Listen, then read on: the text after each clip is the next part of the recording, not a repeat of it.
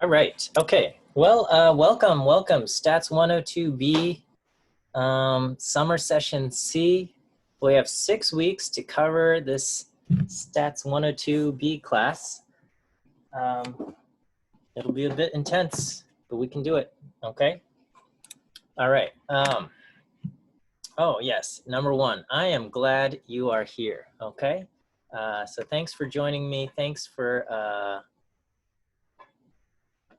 being here, you guys. I hope you guys are all healthy. I hope you guys, your families are safe and healthy. I really do. You know, we're in the midst of this coronavirus pandemic, and every day the news, there doesn't seem to be a whole lot of good news about it. I think UCLA just announced that, well, I think it used to be, classes are going to be online, and so it's hard. It's hard. If you're struggling with just being at home, not seeing people and not hanging out and all of that, I feel you. You are not alone. Your classmates, we're all kind of in similar situations, and it sucks, and it's weighing on us. So please take care of yourselves, okay? My only encouragement is that we will get through this. I don't know when it'll be over, but it will be over at some point in time. Sometimes it seems like that point in time is far off into the future, but scientists and researchers are working hard to find treatments and vaccines, and we'll figure it out. But it will come to an end at some point. Of course, we all want it to go away much sooner, but we'll have to wait and see. But we will get through this. One option is, I think, so in spring they said you can take classes PNP, and I think and that's been extended through the summer. So normally all of your stats major classes you have to take for letter grade, but just you can also take it pass no pass, and that can just ease your mental burden of having to do well, because I know some of you are planning on going to graduate schools, and you want your GPA as high as possible, and things like that. And I've always been one to say, your grades and your GPA is much less important than who you are. But one alternative is to take a class pass no pass. And I can't speak for all graduate schools, but I think a lot of graduate schools are being understanding of passes and no passes showing up on transcripts during the 2020 academic year. So that's an option. Okay. All right. Well, you guys all got through spring, and you guys used Zoom there. Just curious.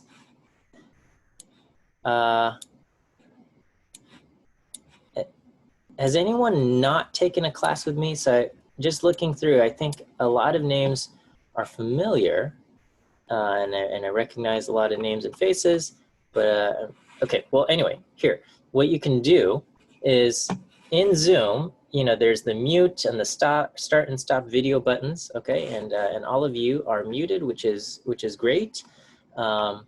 But also next to that, there's a button that says participants. And if you click that, it'll bring up a participants panel. I think right now it says there's 45 participants in our meeting. So that's you guys. And inside there, you'll see these different buttons, yes and no. And there's like the thumbs up and thumbs down under more and all of that. So anyway, let me see. Let's give feedback. The question is, will be, have you had me as an instructor? And so if you've had me, say yes. And if you have not had me as an instructor, say no. And I'm just curious how many have or have not had me. Inside, use the participants panel, So instead of chatting into the chat, I appreciate you guys saying yeses and nos, but in the participants panel, so next to the mute and stop video, there should be a participants button. You click that, and then you can click a green button for yes or no. And this is, have you been in my class before? So, have you been in one of my classes? Okay, so so a lot of you are saying yes. Okay, so we got 23 yeses, 17 nos. Okay, so about half and half. So half of you have had me as an instructor, and half of you. So okay, so generally, I imagine those of you who've taken me as a teacher before took 102A, and so those of you who said no. Those of you who said no, who did you take 102A with? I'm just curious. Who taught 102A for you? Okay, Professor Wu. Okay, Guani Wu. Okay, very good, very good. Yes, okay, all of you. Oh, everyone had Professor Guani Wu. Okay, yes, so Guani Wu is fairly new to our department. I mean, I can barely say I'm been around any longer. I think you joined last year, so so I just completed my 5th year. So I guess I have 4 years on seniority. But okay, Professor Wu. Okay, great. And I talked with Professor Wu about what he covers in his 102A class. So I hope we're all comfortable with programming with R and all of that. So anyway. You guys all use those feedback buttons, which we'll make use of throughout the lecture, just because, you know, we don't have much in-person interaction. And, you know, when I'm sharing my screen, I can hardly see any of your faces and things like that, just because my shared stuff is there. But I think you guys are able to do like split view, and you can see some of your classmates and things like that when you click gallery and things. Which is nice. Okay.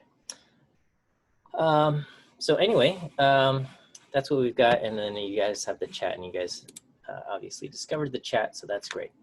Okay, let's just briefly talk about the syllabus. Oh,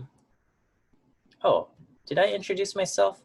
Maybe I did or didn't. Okay, so my name is Miles Chen, and I will be your teacher for the next 6 weeks, and possibly in the fall if you've registered for 102C.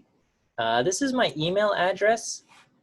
I hate to say it, but I'm not the best at responding to emails. So if you need an immediate response, your best bet is to come to office hours, okay? Come to office hours.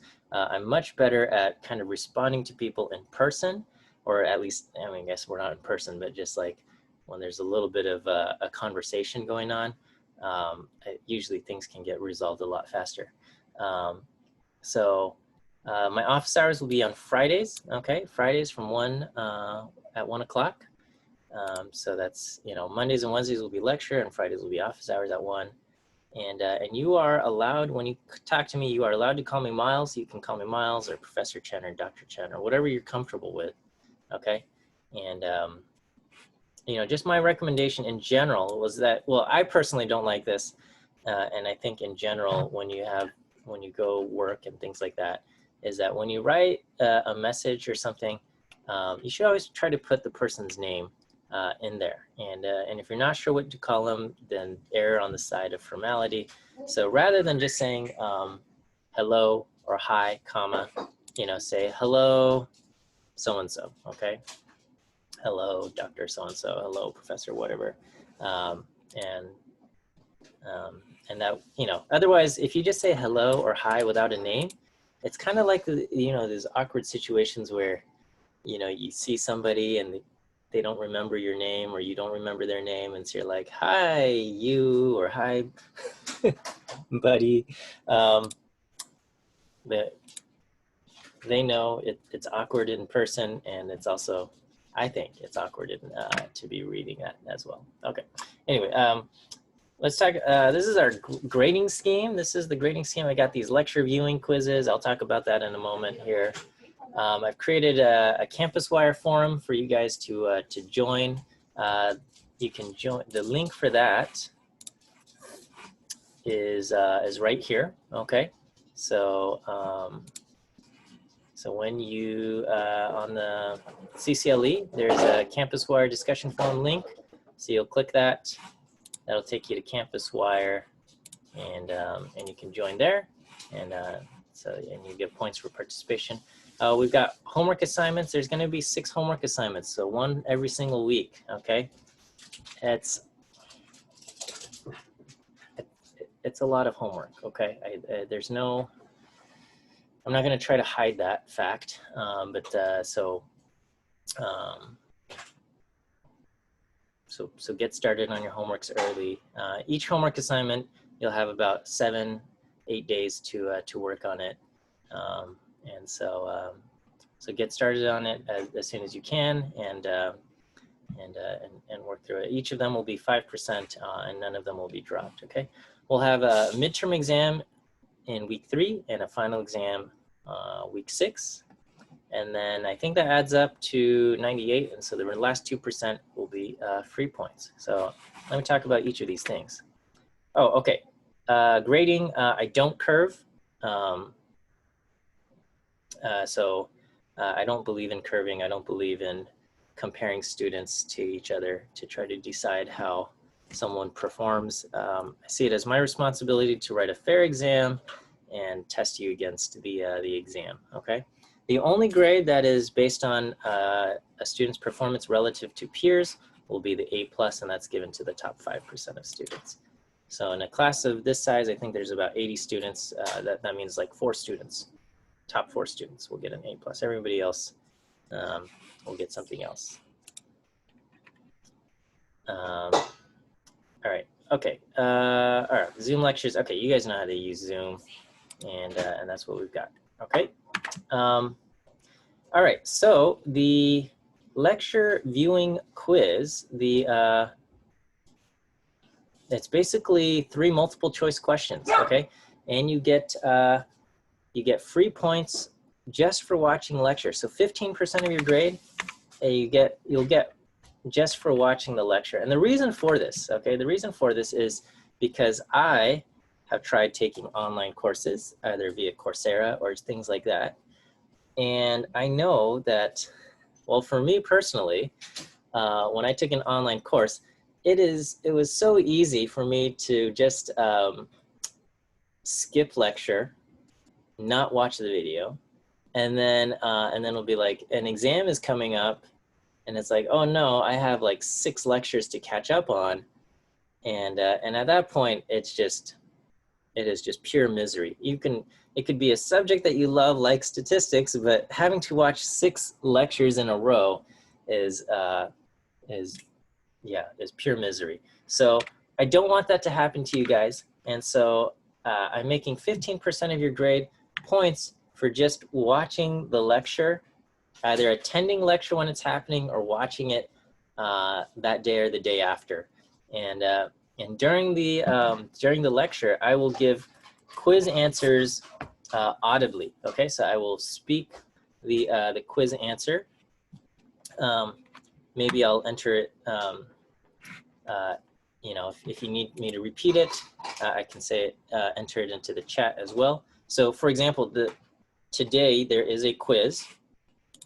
You go over to week 1, Monday, lecture viewing quiz. And today's first quiz question, there's going to be 3 questions, okay, and they're all just multiple choice. The first question, the answer is A, okay, so question 1 is A as an apple, okay, A as an apple. That is the first quiz question. Write that down on a little piece of paper in front of you, or wherever, and then after the quiz, after the lecture's over, you'll enter your answers. So I will give the answers kind of sprinkled throughout the lecture, just so you don't just tune out immediately as soon as I give you the answers. So you'll get you know, question 1, you're getting it now. Question 2 will come later. Question 3 will come later. And just for watching and listening to the lecture, right? So if you sleep during the lecture, then you're going to miss it, right? And I also don't put it in the notes, so you can't just quickly do a quick search and find on the notes. But this is it. The quizzes are only open for a very short period of time. So the quiz associated with today's lecture is open today and tomorrow, and that's it. Okay, it closes tomorrow 11:59 p.m. So make sure, basically, if you've attended live, just go and answer the quiz right away. Okay, and you got nothing to worry about. Okay, and if you're watching the video, okay, just answer the quiz as soon as you're done with the video.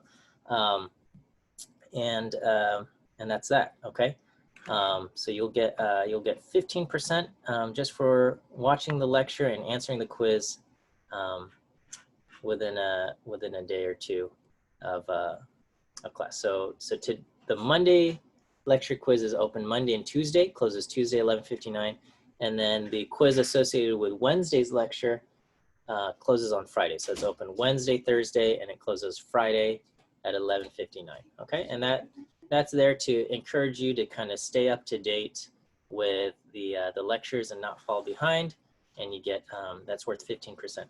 Everybody gets one dropped quiz. Okay, so if you forget, if something happens and you forgot to take the quiz, one of them is going to be forgiven. Okay, beyond that, I just have to say, don't forget. Okay, please don't email me saying you forgot and you need another drop. Okay, everybody gets one drop, and I just have to say, try not to forget anything else. Okay, so are there any questions on the viewing quiz? So even if you can't attend live, I will post the videos and you can watch the videos, and the answers are given. So question 1, the answer is A.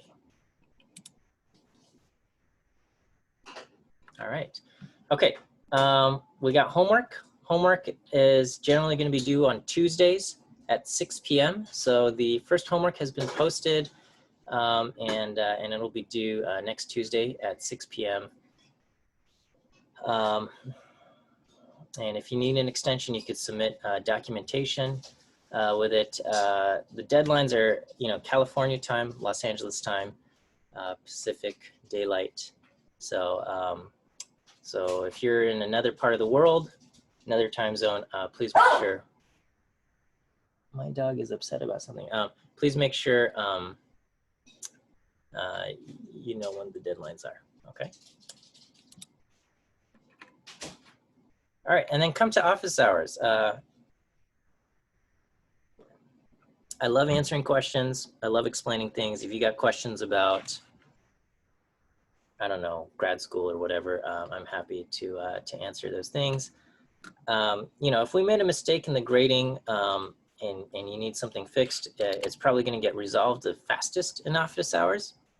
Although I just have to confess, if I don't enjoy getting into like arguments over things like, if we make a mistake, I'm happy to fix a mistake, right?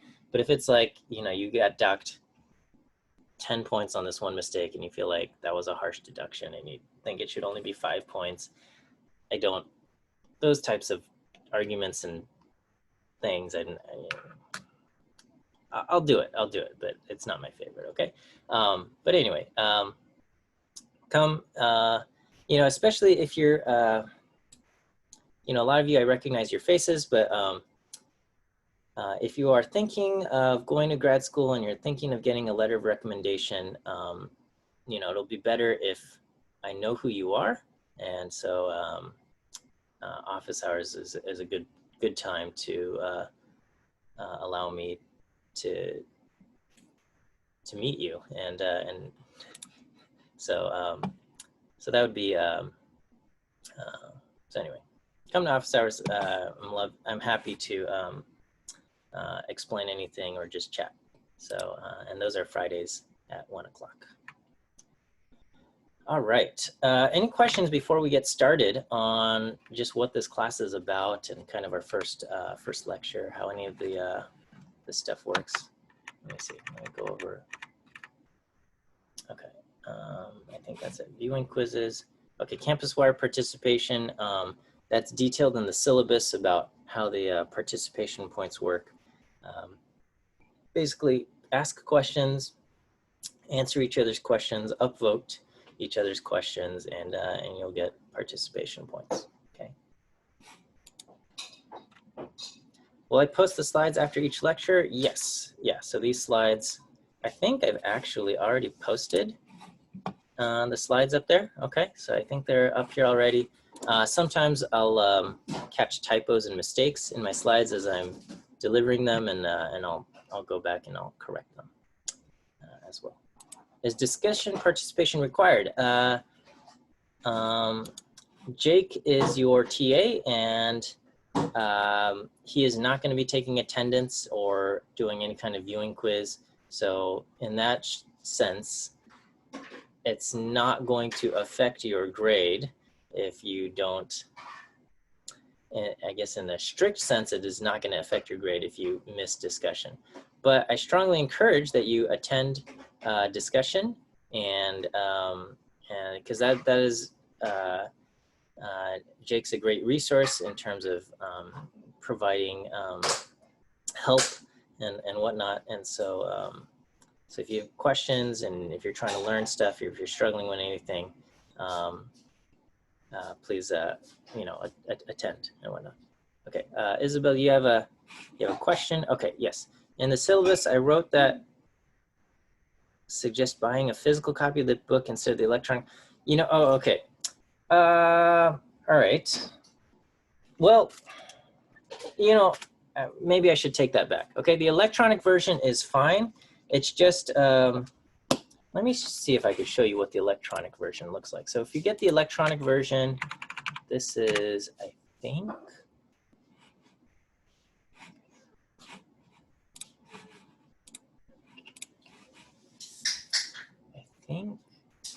this is what it looks like.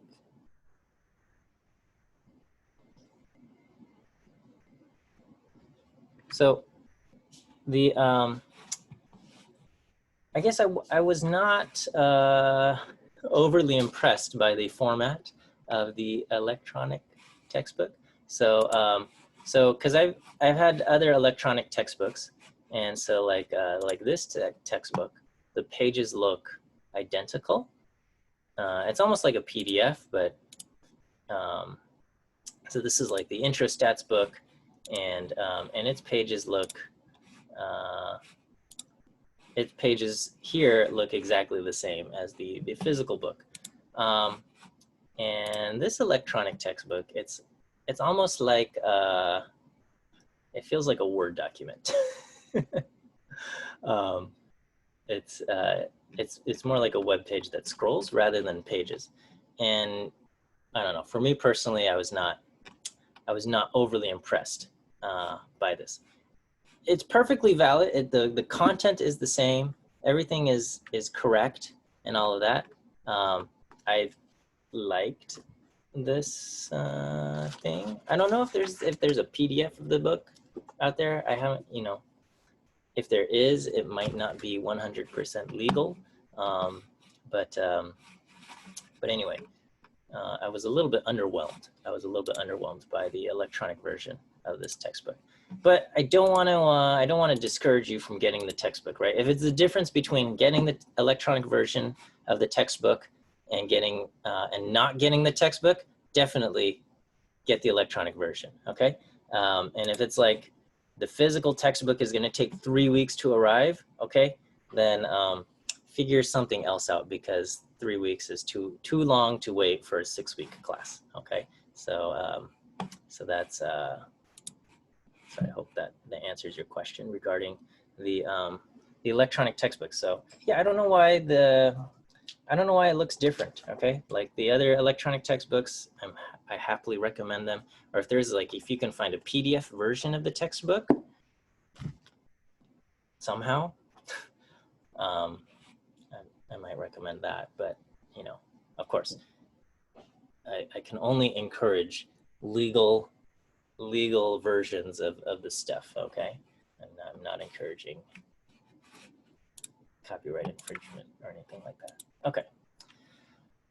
Um, all right, well, let's talk about this class, 102B. So I have the privilege of, teaching the series 102A, 102B, 102C, which is kind of the computational section of the stats major. So the stats, if you're majoring in statistics, there's kind of three series: the 100 series, the 101 series, and the 102 series. And I get the joy and privilege of teaching the 102 series, um, and I'm a big fan, and I really enjoy uh, teaching all three of those classes, and I especially enjoy teaching this class. And so, if you've never taken a class with me, I think I always say, when I took intro stats, it changed my life and how I love statistics, and I have my dream job of teaching statistics. I studied engineering as an undergrad major, but then I took statistics courses. I fell in love with the subject. I took as many classes as I could that were on statistics. And then after I graduated, I worked for a little bit, but I wanted to come back to grad school. And so I came to UCLA for grad school, and I studied statistics in grad school. I got my master's and PhD at UCLA in statistics. And that's when I discovered I love teaching. I enjoy teaching greatly when I was working as a TA. And so when I graduated, the timing just worked out very, I can't say anything other than it was lucky and blessed. And, I didn't do anything to deserve it, but a teaching position had opened up, and I managed to slide right in. So here I am teaching statistics at UCLA, and I absolutely love it. And I see this class 102B, as key course in forming foundations for data science, right? So I imagine a lot of you are considering possibly entering the workforce and pursuing a job or career in data science, okay? And data science is now one of these terms that it's only been around for maybe 10 years or so. And what does it encompass, okay? And so Drew Conway suggested that data science is a combination of coding skills, math and stats knowledge, and domain expertise, okay? And he has this Venn diagram here. And so, he calls the coding skills hacking skills, but it's basically the ability to write code, write a script, interact with a computer, okay? And then you have math and stats knowledge, and that's going to kind of be your theoretical knowledge. And the overlap of that is machine learning. And when you combine that with knowledge of a certain subject, okay, subject matter expertise, when you combine that, that's when you get data science, okay? So subject matter with the math and stats knowledge in of itself is your traditional research. And if you combine that with the ability to code, then you get data science, okay?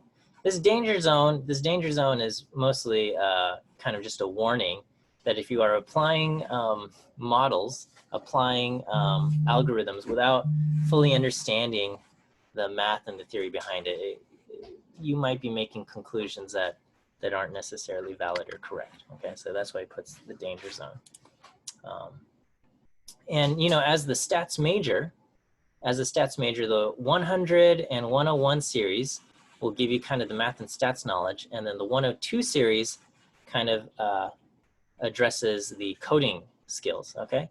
And as a stats major, we are not able to provide the substantive expertise because statistics can be applied to any discipline. So it can be applied to political science, it can be applied to psychology, it can be applied to biology, it can be applied to all sorts of different things. And so there are just too many different subject areas that we cannot provide the subject matter expertise in every single subject out there, right? So we encourage you to take courses in subjects that you're interested in so that you can become kind of experts in that field and apply your statistics knowledge to those things, right? So if you're interested in sports, learn as much as you can about sports, and you can take your statistics and coding skills and all of that and apply it to sports. If you're not interested in sports, then don't do that, right? Apply it to something that you're interested in, right? And so we're seeing the emergence of new fields where people are applying kind of machine learning techniques and things to different subjects, right? So an emerging field is digital humanities. That's something that's been around for only a handful of years now, and people are applying machine learning concepts to works of literature and historic documents of text. These text mining things. So they're analyzing like works of Shakespeare and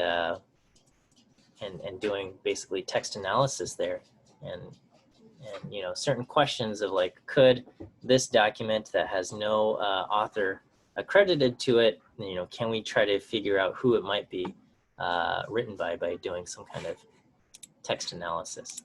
So anyway, so what this class does is it's going to present material in the overlap of the coding skills and the math and stats knowledge, right? So this calls the Venn diagram, called it machine learning. And indeed, we'll cover some machine learning algorithms, right? I'm assuming all of you took 102A. I mean, that's a prereq. So some of you took the course with me. Some of you took it with Professor Wu. And so I'm assuming you guys are all comfortable with writing code. There's going to be a lot of writing of code in your homework, okay? And hopefully I will teach you how certain machine learning algorithms will work. And a lot of these algorithms, okay, have already been implemented in packages, right? So when you want to do, so if you take 101C, you'll learn kind of some data mining techniques, and you'll use packages that will, or functions that will perform KNN classification or k-means clustering, and it will perform all of these things, okay? In this class, we're going to get into the nitty gritty, and I'm going to have you code these algorithms by hand, okay?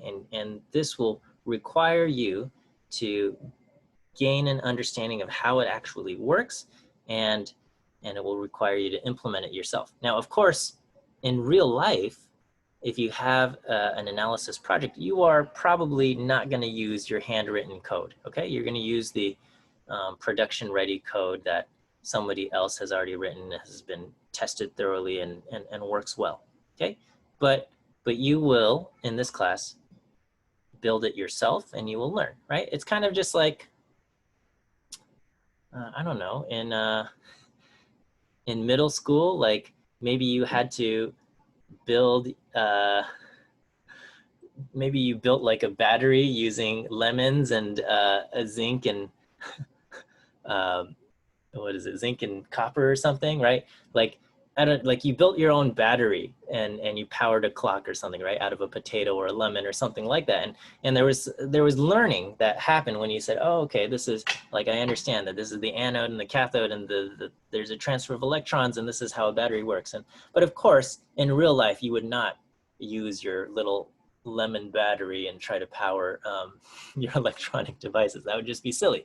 But there's learning that happens when you build something yourself, okay? And so in this course, I'm gonna have you build a lot of these algorithms and things, these things yourself, okay? Of course, this is like the lemon battery that you are building. It's gonna be rudimentary, and it's not gonna be equipped to handle things in real life in production settings. So in production settings, of course, use the ones that are prepackaged. But is there learning that happens when you do it yourself? Yes, I think so. And that's what this course is a lot about, okay? So anyway, here's just a checklist of things that we're gonna try to cover in the class. So you've got, we're gonna cover key concepts like loss functions and likelihood functions, cross-validation, regularization. And then, and these are different models that we're gonna learn. We're gonna cover linear regression and neural networks and maximum likelihood estimation models, classification, clustering, EM, expectation maximization, PCA. You know, if we had more time, we could do even more, but this is pretty good, I think, okay? In 101C, which I imagine a lot of you will be taking in the fall, or maybe some of you have already taken this class, 101C. You'll cover even more machine learning models like linear discriminant analysis and random forest and things like that.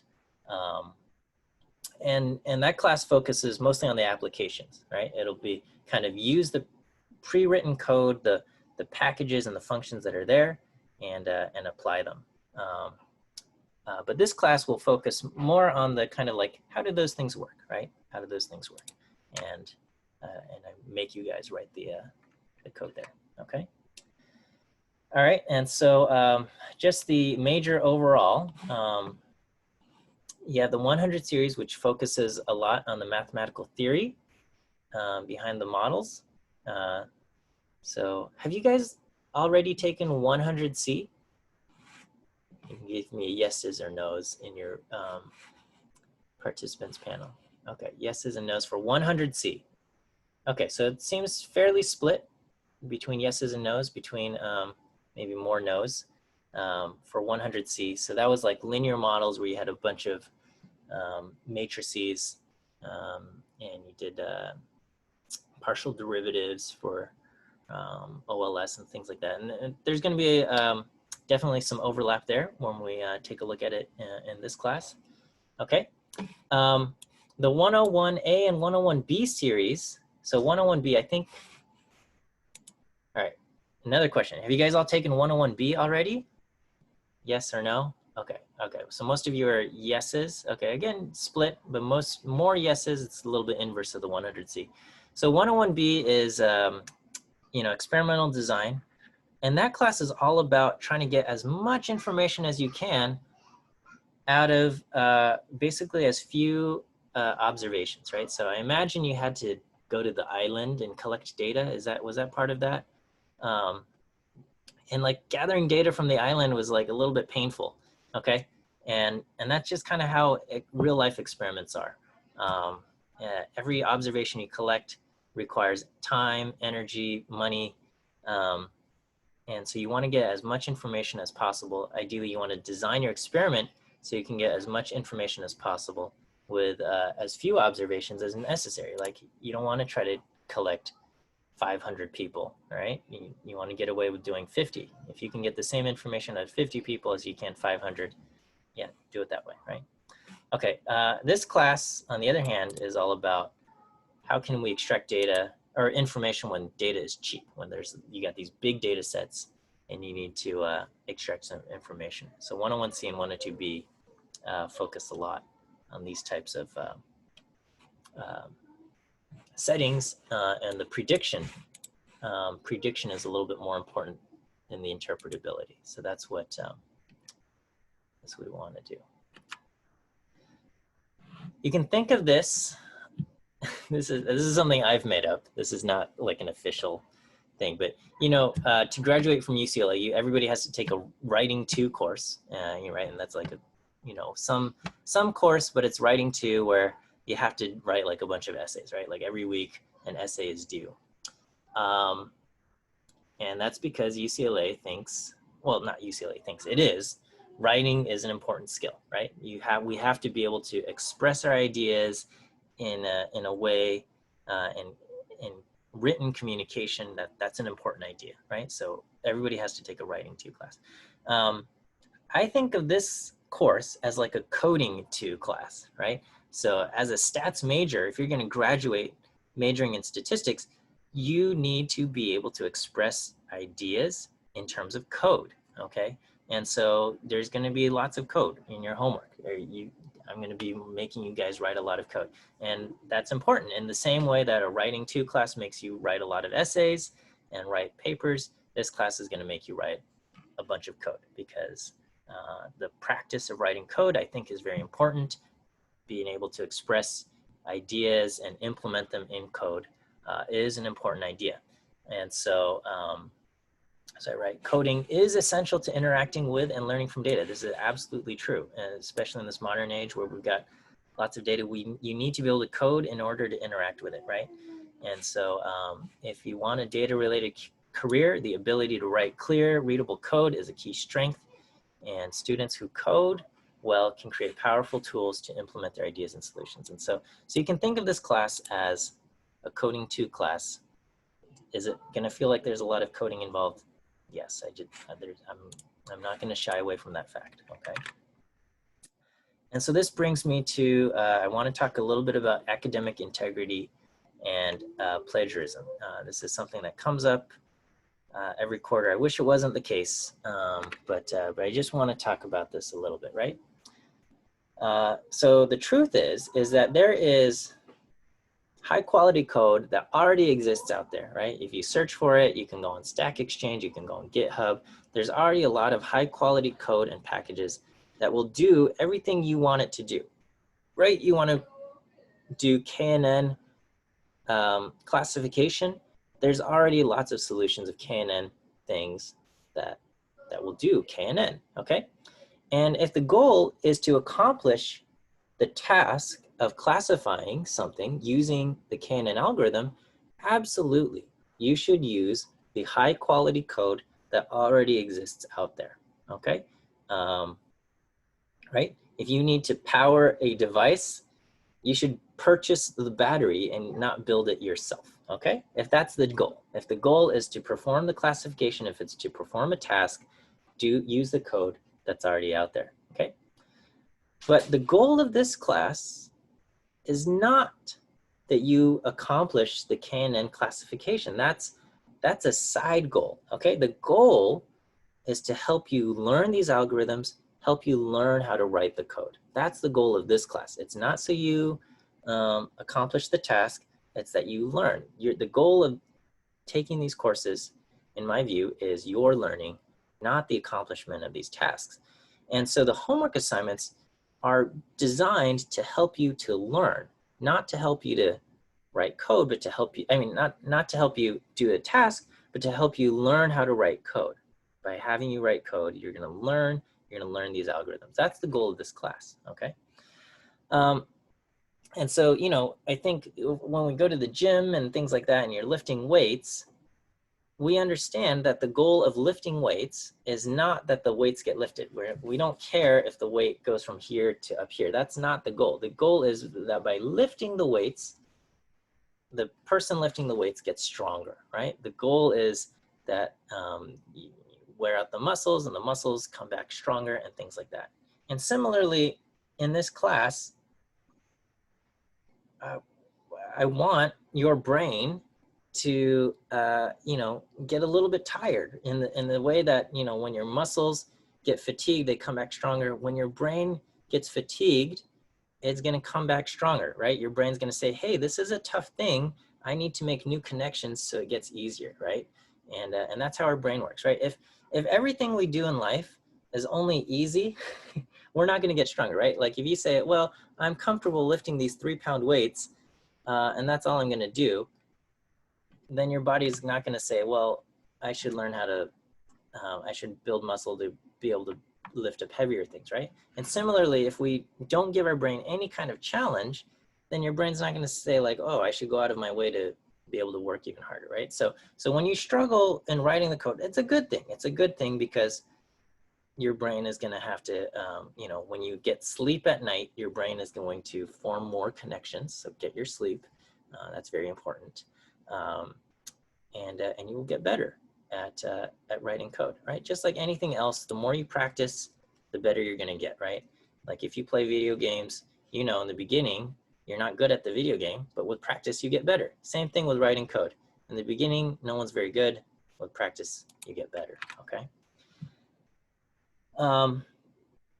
So when it comes to things like academic integrity and plagiarism, I think what's happening is students, well, okay, so basically, if you copy code from someone else, you're basically you're going to the gym and you're asking somebody to lift the weights for you, okay? And that would be great if the goal was for the weights to get lifted, okay? But the goal is not for the weights to get lifted, right? The goal is for the person to get stronger. And so having someone else lift the weights is not gonna help the person get stronger.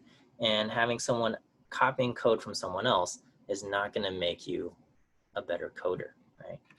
And when students plagiarize, you know, it's not that I think students are like evil and lazy and all of that, okay?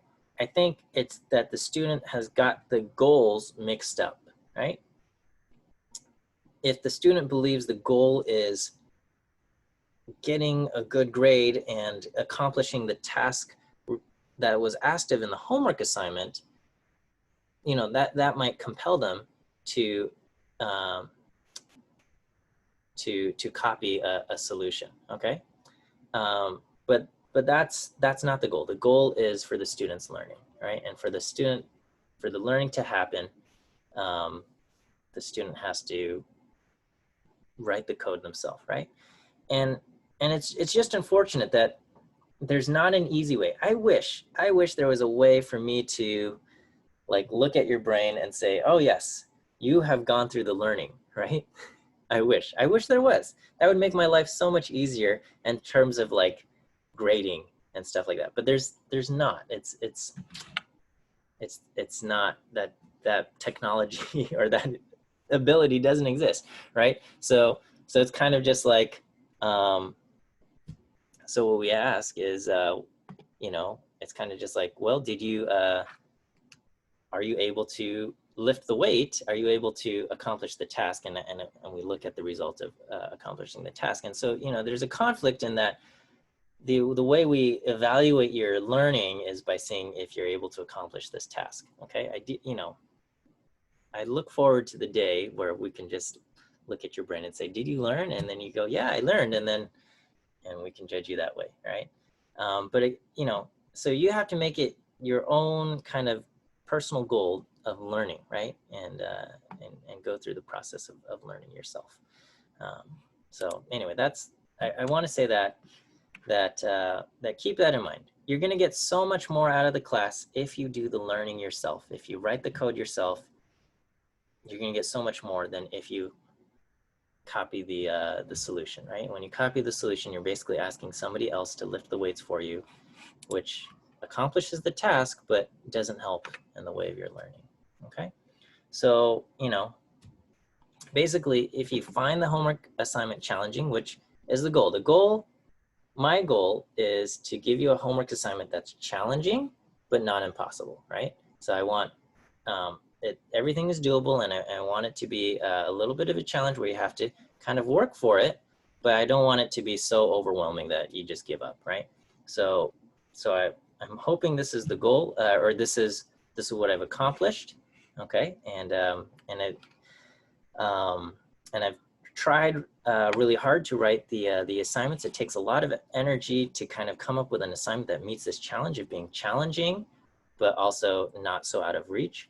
But that means I am using kind of the same homeworks that I have used, that, or at least small refinements of them that have existed in the past, which means, you know, if you look hard enough, you can probably find somebody else who has already done the assignment, okay?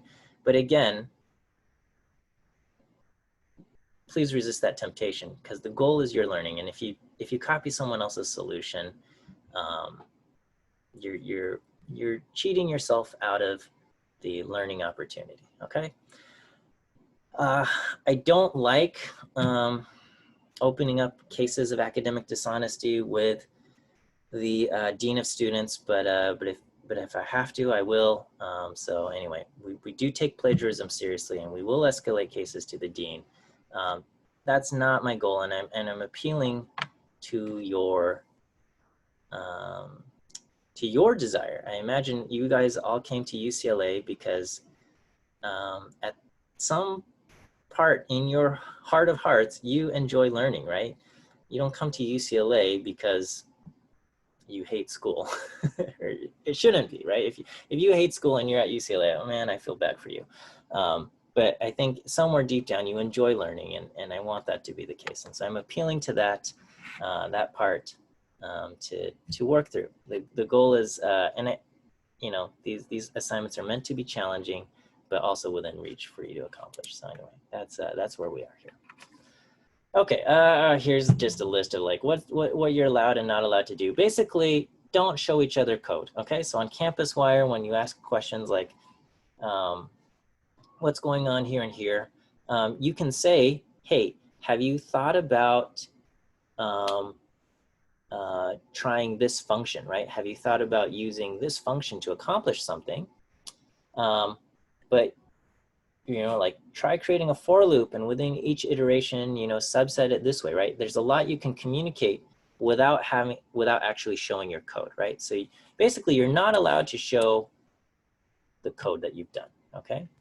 So please don't post your code solutions on CampusWare, but you can explain, hey, think of this strategy, right? Please don't ask each other to kind of proofread your code or debug each other's code. It's important. It's an important skill that you can debug your own code. That's very important, okay? If you get hired and you cannot debug your own code, you're in trouble. If you have to ask somebody else to debug your code for you, that's not a good sign, okay? So anyway, this is just stuff.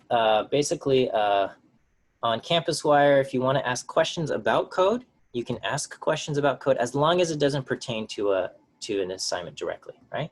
So if you want to say like, hey, how do you do this? How do you write code? Why am I getting this error? How do we fix this? Sure, it's a coding class. You can ask code-related questions, just not for like, what's the code that you need to do this part of the homework? Okay, and then all in all, I know I'm giving you a lot of homework, okay? I also want to say your physical, mental, spiritual, and emotional health are far more important than any of your grades, okay? And if you are finding yourself in a position where you feel like you have to make a choice between your mental and emotional health and your grades or things like that, reach out to me, okay? I'll try to be flexible and understanding, all right? And I also want to say it's entirely valid and justified, and I actually want to say it's the right thing to do to pick your mental, physical, and emotional health over your grades. Now, I don't want to get in trouble for saying that, because I don't want to say like someone's going to say like, you told me now I didn't get into grad school or something like that. But take care of your physical, mental, spiritual, emotional health. Those things are important, okay? And so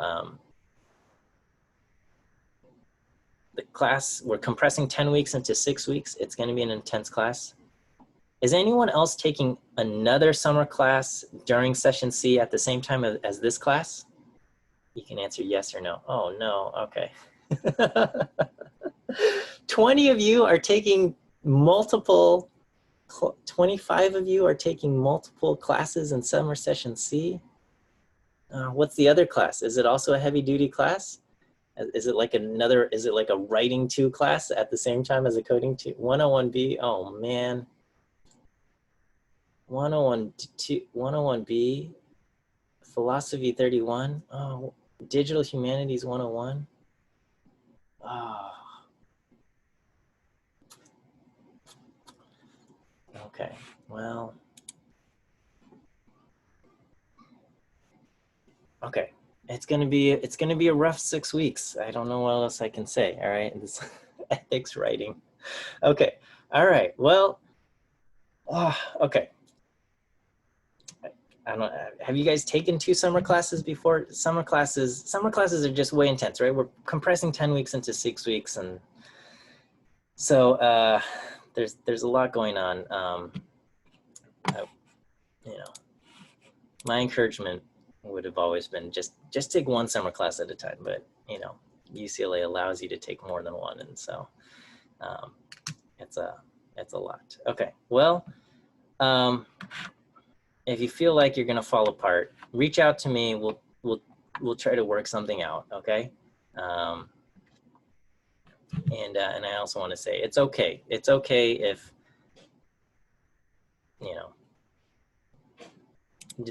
your grades aren't the most important thing in life. Okay, that's all. Why don't we take you're taking 3 summer classes? That's too much. That's too much. I want to encourage you not to do that to yourself. Okay.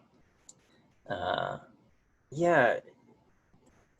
trying to graduate, but trying to graduate, but you gotta survive. Okay, that's oof. All right. Well, why don't we take a 5-minute break before we get into the second half of our lecture? And so, all right, we'll take 5 minutes, and then we'll come back and we'll get started on models and machine learning. Okay, I'm gonna pause the recording, and we'll see you guys in 5 minutes. Okay, so this is very important. I forgot to mention this earlier. The midterm and final exams will be held on Fridays. Okay, so our normal meeting time is Monday and Wednesday. The midterm will be Friday, August 21, and the final will be Friday, September 11th. Okay, and the reason for that is because in the past, when I taught it in the summer, students complained that, you know, especially for the final, I covered material in, you know, on Monday, and then they were tested on it on Wednesday. Okay, and so this allows me to kind of cover up through Monday. You know, maybe spend a little bit of time, kind of a little bit more review time, just basically having a day between new stuff and exam and the exams. So there's just a little bit of breathing room. The exams will be 2 hours each, okay? And I'm gonna schedule them either at 1 p.m. or at 10 p.m., okay? So if you're living on the other side of the world and 1 p.m. is like 3 a.m. for you, then you can do it at 10 p.m. and then it'll be like noon for you, okay? So so either I imagine, you know, 1 to 3 p.m. will work, or 10 p.m. to midnight. California time will be, you know, a better time for you around the world. Or if you're a night owl, you can take it at, and you live in California and you want to take it at 10 p.m., you're allowed to take it at 10 p.m. too. Okay, so please mark these days on your calendar. Just make sure you're available at this time. Okay, Friday, August 21, and Friday, September 11th for the exams. Okay. Oh, and then the other thing is that I told our TA Jake that he can combine the sections, and I imagine he has already emailed you that that for discussion section he can just combine them into one. Okay, and everybody will just kind of go to that one section, and it will be recorded. If you're not able to attend live, you can just watch the video after the fact as well. So that will be there. Okay. Are there any other questions about class logistics stuff?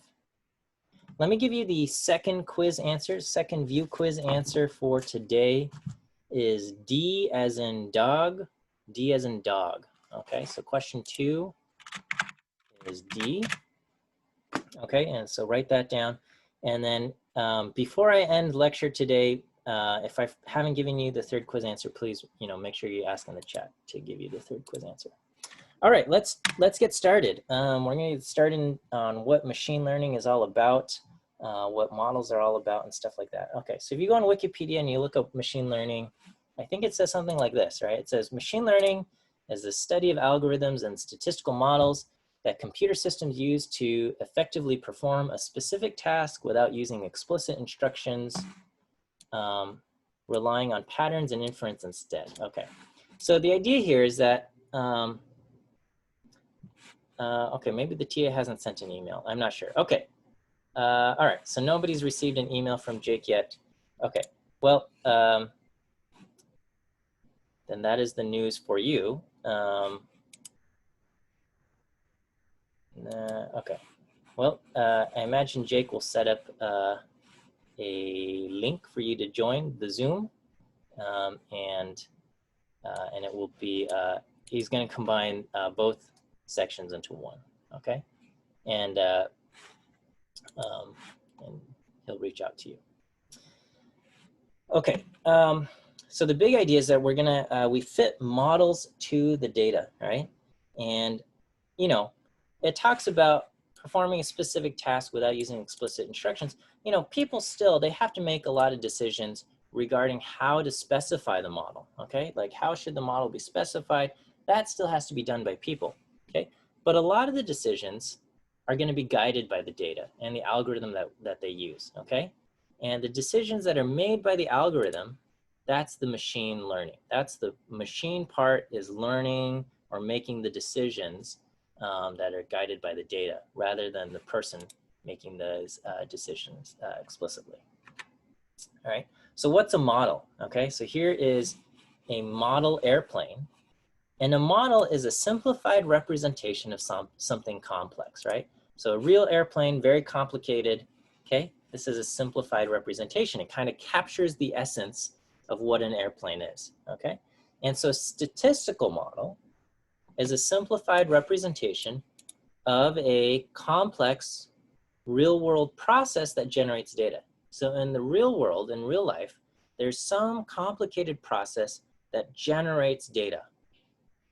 Okay, and a statistical model is a simplified representation of that, right? So inside the human body, there is something complicated going on, all of these different things interacting together that produces a temperature of, say, 98.6 degrees or 37 degrees Celsius or whatever it is, right? There's a complicated process, right? A statistical model is a simplified representation of just the thing that generates the data. So the data itself is just that temperature, 98.6. And a statistical model can be as simple as the mean is 98.6 with, you know, a standard deviation of 0.3 degrees or something like that, you know.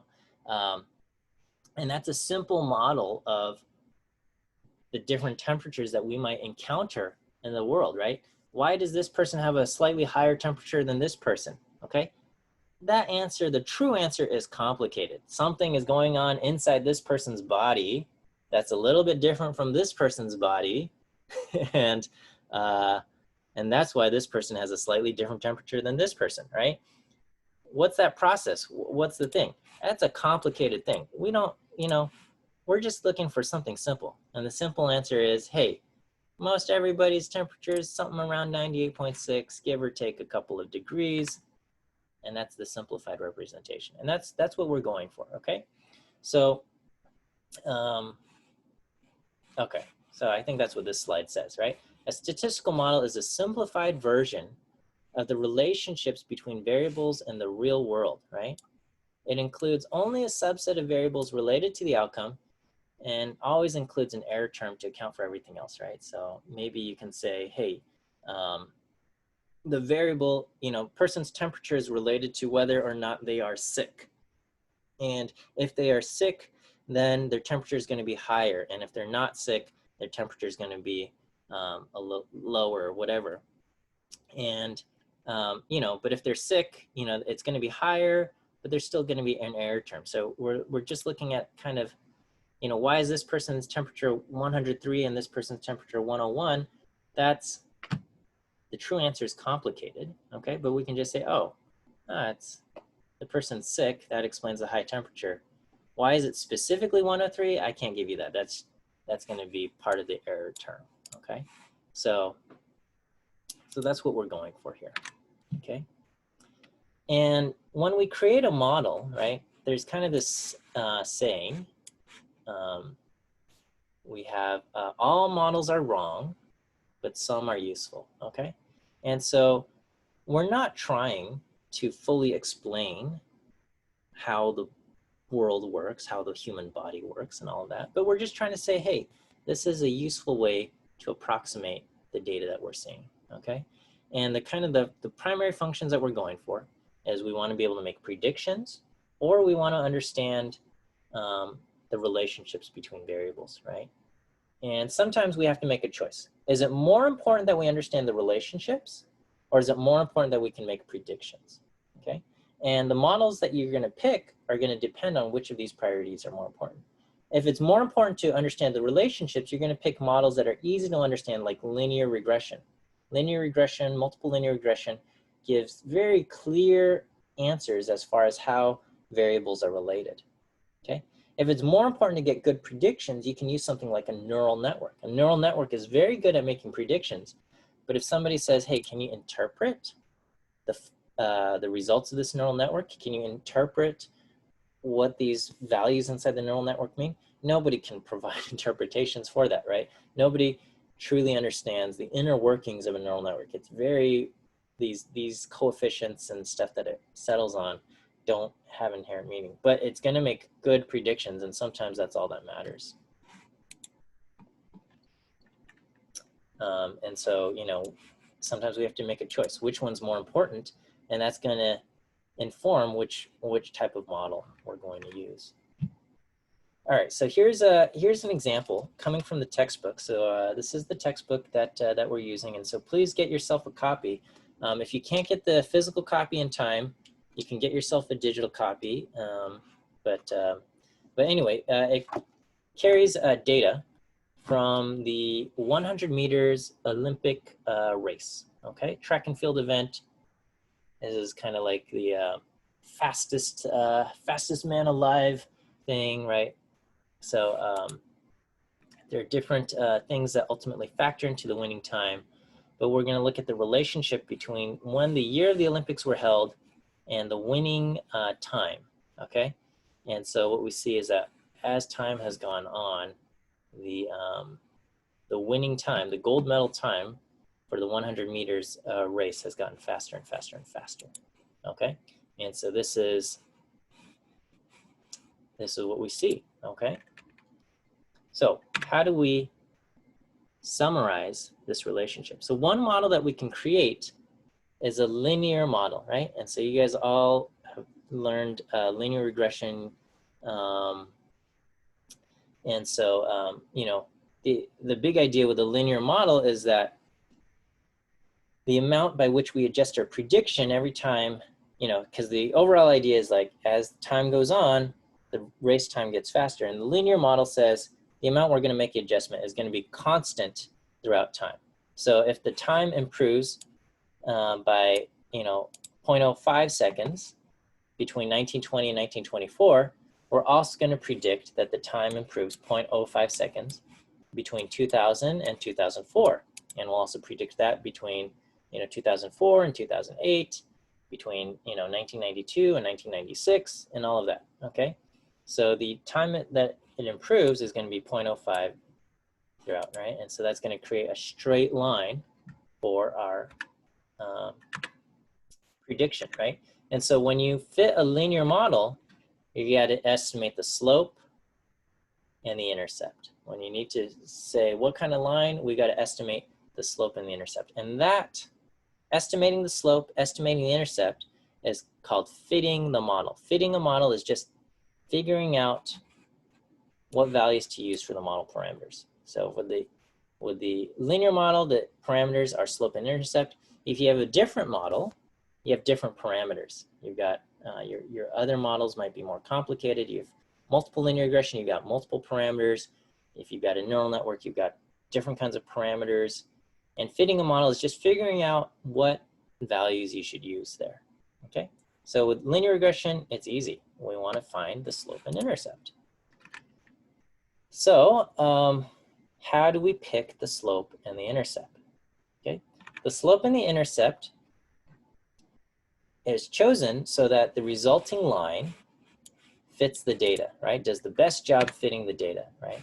So when it comes to linear regression, and I'm going through this quickly because I'm assuming we're all very familiar with linear regression. So if any of this is, if you feel like I'm going too fast, raise your hand or throw something in the chat, okay? For linear regression, we have said that the best fitting line is the one that minimizes the total squared residuals, okay? So how we define the word best, right? The best fitting line, the best parameter estimates is very important and is carried out through our choice of an objective function, right? So for ordinary least squares regression, the best model, the best line is the line that minimizes the total squared residuals, right? So the residual is the difference between the actual value and the predicted value. And we want to minimize the difference between what we're predicting and what the actual value is, right? So this is the actual value is y sub n. The predicted value is y hat sub n. We're taking that difference. That's the residual. We're squaring the difference, and we're adding them up. So the total residual sum of squared is the how we're going to measure how good the fit is. And we want this thing, this RSS, we want it to be as small as possible. Okay, so we call this the objective function. The objective function describes what it is that we are trying to, that we are basing our decisions on. And we want this to be as small as possible. So sometimes it's also called a loss function or a cost function, right?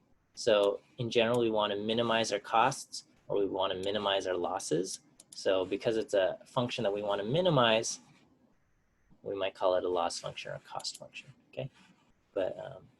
But this is all okay with you guys, right? Talking about linear regression, wanting to minimize the sum of squared residuals. All right, and so this is an example of an optimization problem, okay? So a lot of machine learning models, including linear regression and a whole bunch of other ones, the way they estimate parameters, okay, the way they figure out which values to use is they try to maximize or minimize an objective function. So for linear regression, we're trying to minimize that objective function, okay? In other functions, in other processes, we're going to try to maximize the objective function, okay? And thus, this is an optimization problem. An optimization problem means finding a minimum or finding a maximum, okay? All right, and so I'm hoping this is review for all of you and this feels okay. And I start here because it is familiar to you guys and I can introduce a lot of these machine learning concepts in a framework that I'm assuming is familiar, okay? That I'm assuming. So if linear regression is not, is anyone here has not taken 101A, has not taken the linear regression course?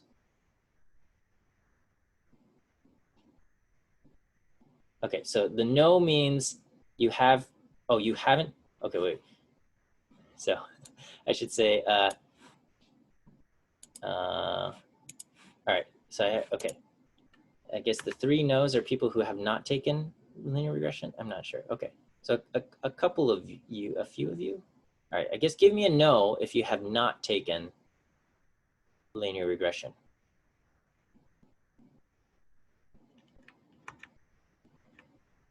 Okay, is this feeling okay? Those of you who have not taken linear regression, the idea of minimizing the residual sum of squares.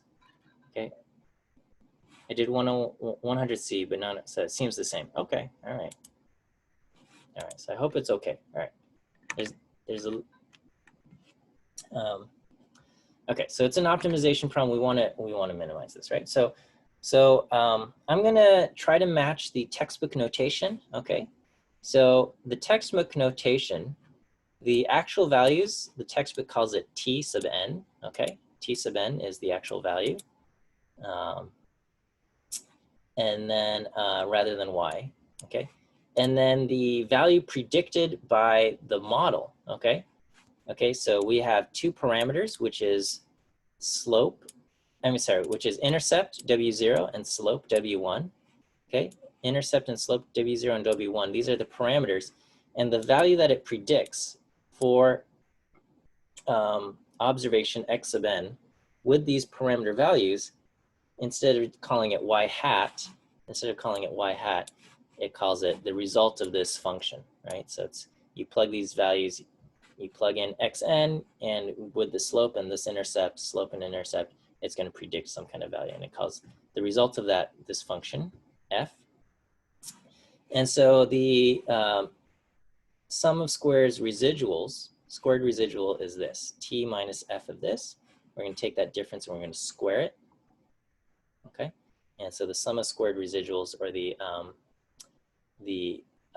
mean squared error, we might call this, the mean squared error is going to be 1 over n times the sum of squared residuals, okay? So I'm just changing kind of the letters to match the notation in the book. So when you read the textbook, you're going to see a bunch of T's, and rather than the y hats, you're going to see F of this. But it's just to say this is the value that the model predicts, the model F predicts for x of n, given this intercept and this slope.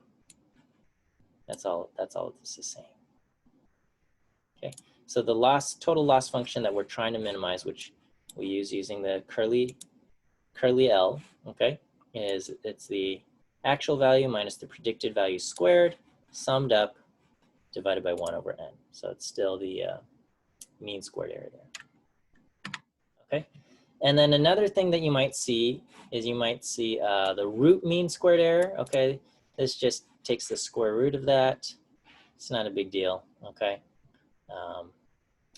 and you know, the value that minimizes the mean squared error is going to be the same value that minimizes the root mean squared error. So this is just something a lot of times you'll see models being evaluated in terms of their root mean squared error. That's all this is. Okay. All right. So how do we minimize this? Okay. So the linear model has the intercept W0 and it has the slope W1, and the value that we predict when we plug x sub n into the function is going to be W0 plus W1 times xn, right? So this is just the linear regression line, and this is just the value that we plug in. Okay. So if I want to minimize this in the loss function, I can plug this in, t sub n minus W0 plus W1 x sub n. We take that difference and we square it. Okay, and then we do this, right? So all I'm doing is I'm replacing this with just the linear regression line, W0 plus W1 x sub n. All right, and we want to find the minimum of this. Okay, so first I'm going to do it with calculus using partial derivatives. Okay, I'm going to use partial derivatives. So what we're doing is we want to find W0 hat and W1 hat, and those are going to be the values of W0 and W1 that minimize this quantity, the mean squared error, right? So we want to find the values of the arguments W0 and W1 which minimize the loss function for observed data, right? And so we're going to treat the t sub n as fixed, right? We treat our observed data, t, as fixed, and the x, the input data, as x as well, right? And then the loss function, we are able, so the observed data, t and x, are fixed, but we're able to manipulate W0 and W1, and we're going to pick the arguments that minimize this quantity, right? So that's going to be the values that we do. And so we'll expand all of this out, and we're going to take partial derivatives with respect to W0 and a partial derivative with respect to W1. And we're going to set those equal to 0. And we're going to solve for W0 and W1, right? So if you think back to kind of your multivariate calculus class, you know, here we have a function of two variables, W0 and W1. How do we find the local min or local max? In this case, we want the local min. We're going to take the derivative, set them equal to 0, and solve for W0 and W1, okay? So I hope you guys remember how to do partial derivatives, okay? So all I've done in the beginning is I've just expanded this out, multiply all of this out squared, okay? And this is what we get.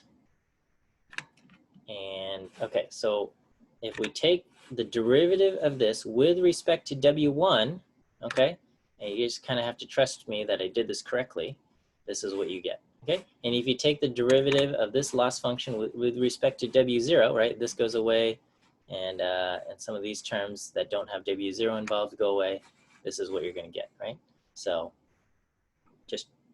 I'm going to just say, please just trust me when I tip in the work that I've done for taking the partial derivative. So we take it with respect to W1 and with respect to W0. These are the results that we get, okay? And I skipped a bunch of steps for taking these partial derivatives. So I hope you trust me. If you want to see all of the work done, you can look at section 114 in the text, and they will show all of the work for the partial derivatives. But this is the result. You take the partial derivative of the loss function with respect to W1, this, you get this, loss function, partial derivative of the loss function with respect to W0, and you get all of this, okay?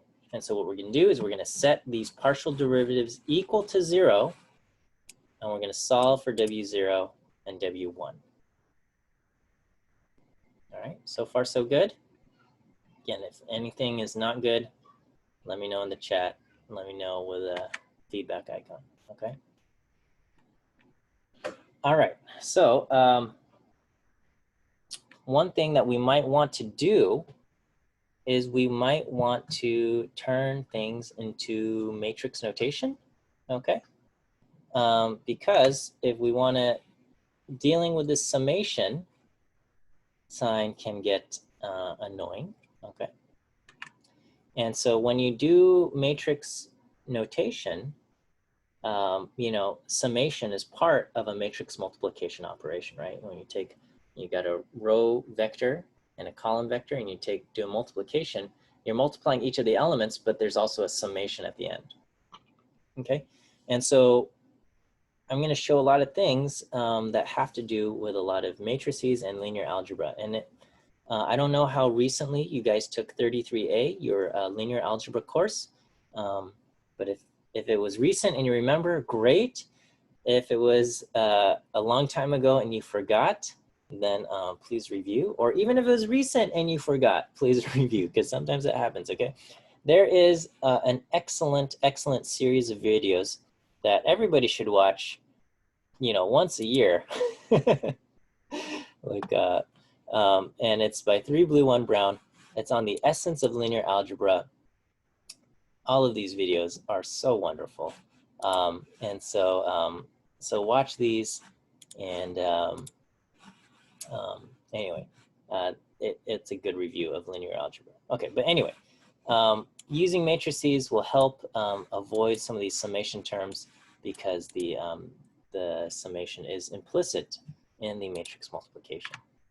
So we're going to do this, right? So we're gonna, so I mean, I think in 100C, did you do it in matrix notation, or did you do it using partial derivatives?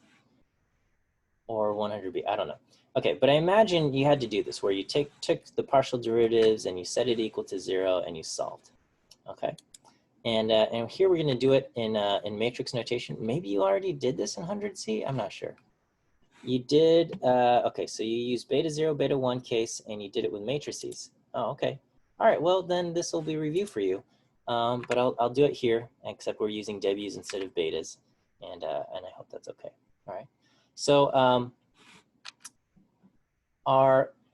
we're gonna call our matrices, our parameters, the intercept and the slope, W0 and W1, we're gonna put them into a column matrix, bold W. Okay, we're gonna go, W here is a column matrix with W0 and W1. And then one observation in X, right? So you've got a whole bunch of X observations, but one observation in X is gonna be the X value, right? And paired with a 1.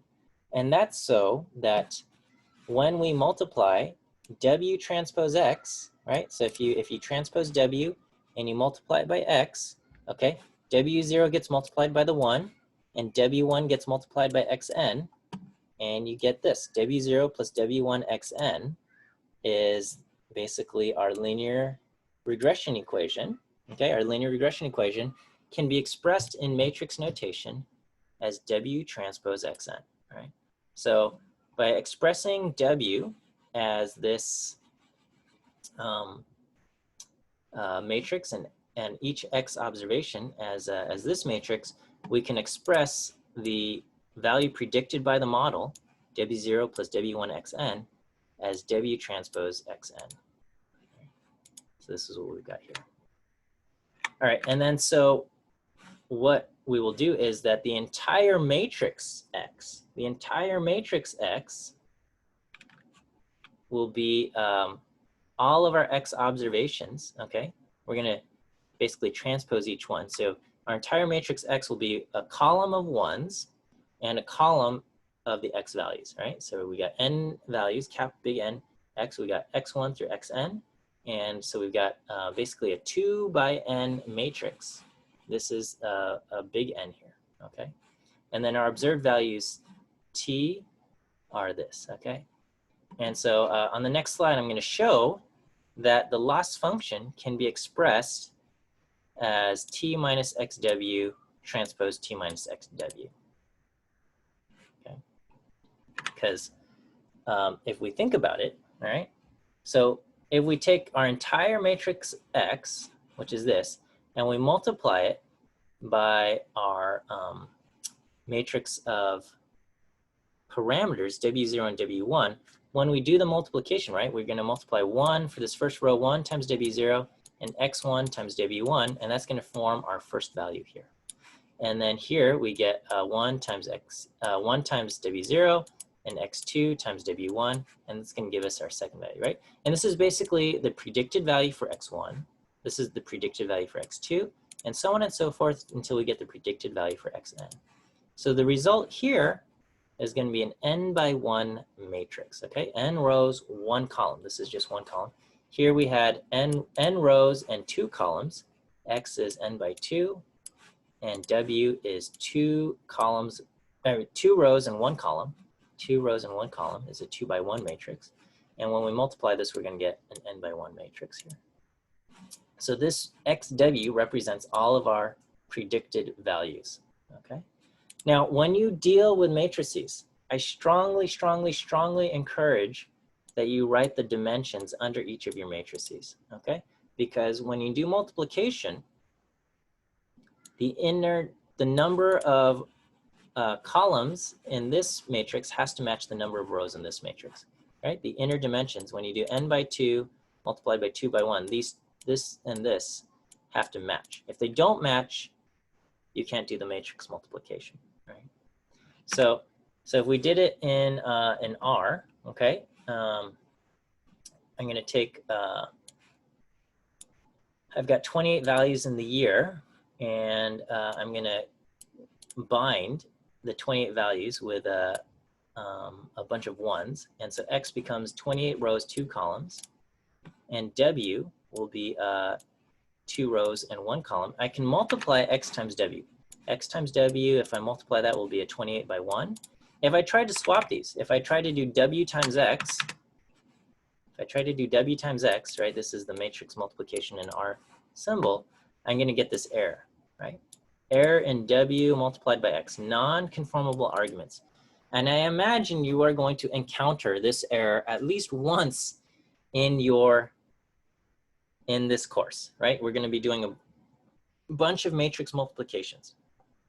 If you encounter this error, non-conformable arguments, it means that you are trying to do an operation where the matrices don't line up, right? So if you have a 28 by 2 and a 2 by 1, you have to multiply it X times W, so that the inner dimensions try to match. If you multiply it the other way and you have a 2 by 1 and you're trying to multiply it by a 28 by 2, it is not going to work. You have non-conformable arguments. It means those inner dimensions, when you're doing the matrix multiplication, are not aligning, and that's what's going to cause this error. So people complain that they get an error in R and they have no idea what it means. Well, I will tell you, this error, non-conformable arguments, means you are doing a bad matrix multiplication. So always, if you write the dimensions underneath your matrix, this will help you avoid that problem. All right, so XW is our predicted values, and T minus XW is going to be your residual. This is the actual value, T1 minus the predicted value for X1, T2 minus the predicted value for X2, Tn minus the predicted value for Xn, okay? So T minus XW is going to be the column of residuals, right? And we can check T is an n by 1 matrix, and XW, when you do addition or subtraction, is n by 1. So T minus XW is an n by 1 matrix, okay? So it looks like this is a whole bunch of terms, but this is just one scalar value when you do the multiplication, right? If you do T2 minus all of this, this is just one scalar value. So this is an n by 1 column matrix here. All right, so let's take a look at what the sum of squared errors are. The sum of squared errors, right? Each individual residual is t minus, w0 plus w1xn squared, right? So if I take t minus xw, if I take this thing, right, and I transpose it, this is what I get. Here's the first term, the second term, and the nth term. First term, second term, and nth term. I can take this thing, we'll get multiplied by this. And then we're going to multiply this, the second term, by the second term. So it's each value is being squared. And because it's a matrix multiplication, it's going to end up being the summation, right? So by the matrix multiplication, t minus xw transpose times t minus xw ends up being this entire thing squared, summed up. Do we see that? Okay. Give me a yes if all of this is okay. So in your participants window, give me a little green yes if this is okay. Give me a red X no if this is not okay. All right, most of you are giving me yeses, all right? So we have turned this loss function, the total sum of squared values, as sum of squared residuals, into t minus xw transpose t minus xw. This is what it is in matrix notation, okay? And then if we want to turn it into mean squared error, we just multiply it by 1 over n, and that's our loss, right? And we can also see that if we check the matrix dimensions, right? T minus xw transpose is going to be 1 by n, and t minus xw is n by 1. And when you multiply 1 by n by an n by 1, you're going to get a 1 by 1. You get a 1 by 1. So this works out.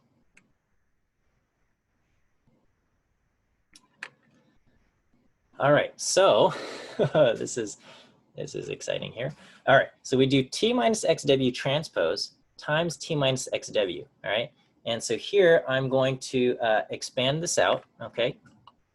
And this is, I don't know if you remember your linear algebra rules, but when you distribute a transpose, okay, with a subtraction or an addition, you just distribute it. It becomes T transpose minus XW quantity transpose, okay? And then when you distribute a transpose over a multiplied thing, they switch orders, okay? It becomes W transpose X transpose. And you can review your linear algebra notes for that, or you can test it out in terms of the notation and stuff. And so I'm just expanding this out, T transpose minus W transpose X transpose times T minus XW, and then I'm gonna do multiplication. Well, I think we still call it FOIL, right? First terms, outer terms, inner terms, last terms, okay? So we do T transpose T, okay? And if we write the dimensions, it's 1 by n by n by 1. So that's gonna become T transpose T, which is a 1 by 1. Then the first terms, T transpose, first outer, the outer terms, T transpose times XW, T transpose XW, this is 1 by n, X is n by 2, and W is 2 by 1. So this also 1 by n by 2 is a 1 by 2 multiplied by 2 by 1 becomes a 1 by 1. So T transpose XW is 1 by 1. W transpose X transpose, the inner term times T, W transpose X transpose T is 1 by 2, 2 by n by 1. And that also simplifies down to a 1 by 1 term. And then W transpose XW, which is this, W transpose XW becomes 1 by 2, 2 by n times n by 2 times 2 by 1. And again, that is going to simplify down to a 1 by 1. So all of this becomes a 1 by 1 term. And we can combine T transpose XW and W transpose W transpose X transpose T, okay? This term and this term they are transposes of each other, and they are 1 by 1. So I think on the next slide, I say these can be combined because they are transposes of each other, and they are scalars, okay? They are 1 by 1 scalars. So, 3 transpose is just 3. So if it's a scalar and you transpose it, it's the exact same value, so you can combine them. Okay, so these two values get combined into this. All right, and so our loss function becomes this.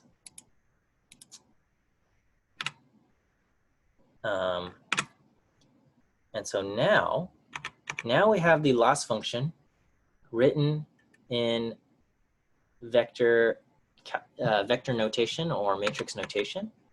And what we want to do is we want to optimize this. We want to, what we're going to do is we're going to take the derivative and we're going to set it equal to 0 and solve, okay? And so what we have to do now, though, is we have to take a derivative with respect to a vector, okay? So we've defined our loss function in matrix notation.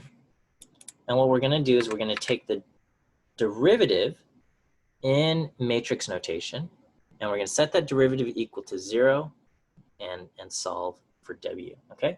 And so this is going to be involved, we're going to be doing a little bit of vector calculus. So I'm going to introduce a little bit of vector calculus here. And so this is what we're going to do. Okay, so what is a derivative?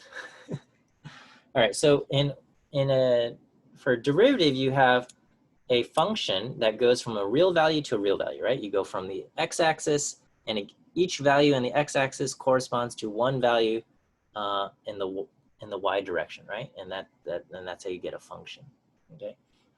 And the derivative is how much the function changes with respect to that variable x, okay? And this is kind of the derivative of this.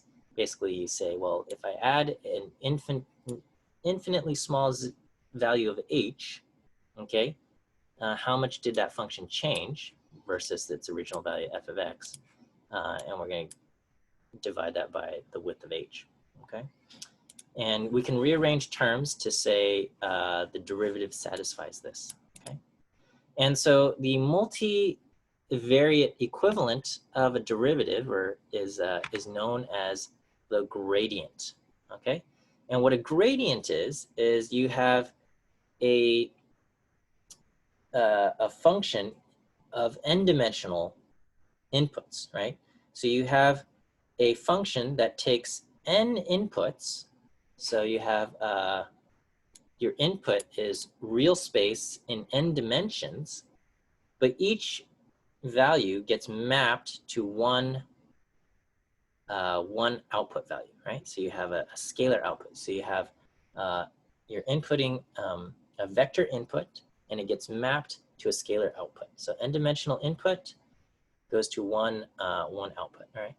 And so the gradient is kind of the multi-dimensional equivalent of a derivative, except that it's in higher dimensions. And so what we're going to do is we're going to say as the norm of h, so we're adding an n-dimensional vector h, okay? And as we shrink that down to 0, how much does our function change, okay? But it's changing in n-dimensional space. So this is kind of the equivalent, and the gradient is written as this. This is an upside down triangle. So the right side up triangle is delta. The upside down triangle is called a nabla. Okay, nabla f. This is kind of the gradient of the function f. Okay, and what's important to note is that if you are taking so you have the function that outputs a scalar, but you're taking it with respect to a vector, the gradient itself is a vector, okay? So if you have a function f, and it's a function of this vector w, if w exists as an n-dimensional vector, then the derivative or the gradient of f, okay, is basically the vector of partial derivatives, okay? So it's going to be the partial of f with respect to w1, the partial of f with respect to w2, the partial of f with respect to wn. So the gradient of f with respect to w itself is a vector. Oh, I'm going to run out of time. Okay, well, I guess we'll, let me just say a couple minutes. I'll keep you just for a couple extra minutes, and I'm sorry for that I do generally try to get us out on time, but we're going to say this. Okay, so so the gradient represents kind of the slope of the tangent, but in this case, it's going to be the gradient itself is a vector, and it's going to be pointing in the direction of the greatest increase of the function. Okay, and so here are a couple useful terms, and I guess in Wednesday's lecture we'll work through the gradient of this. Okay, so again, the gradient is, you can think of it, it's always going to be a vector, okay, with the same dimensions as f, and it's kind of the multivariate equivalent to a derivative. Okay, and so here are some important and useful gradient relations, and we'll get into this. We'll apply it. I just have a couple slides left here, but we'll apply it to ordinary least squares regression to derive the result there. Okay, but again, the big picture of this is we've defined ordinary least squares as being able to, we're trying to minimize the sum of squared residuals or the mean squared residual. Okay, so we have a function that we're trying to minimize, and we're going to minimize that by taking the derivative and setting it equal to 0. We could do it with partial derivatives, but in this case, we're going to do it with gradient or vector derivatives, and we'll finish this out on Wednesday. So we'll see you then. Let me give you the last viewing quiz answer. The last view quiz answer is C as in cat. C as in cat. So please, after go ahead. You can. I think you can answer the view quiz now, but make sure you do that right away. Don't forget to do your view quizzes. Okay, everyone gets one forgiven, one pass on this, but make sure you do it each time. So the third quiz answer is C as in cat. So question 3 is C.